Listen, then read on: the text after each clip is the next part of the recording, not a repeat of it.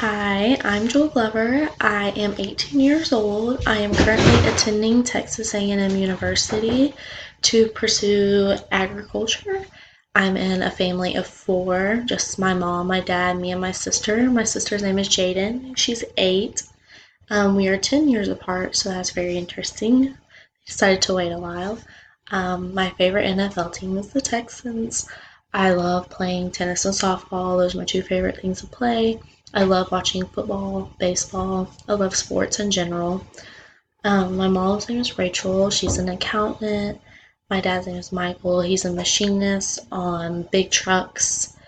And I currently work for A&M as well for the TAMU Reads and Counts program, where I go and I tutor kids at elementary schools, and it's fun. And that pretty much concludes my life. I'm kind of boring, just revolves around school, but that's me.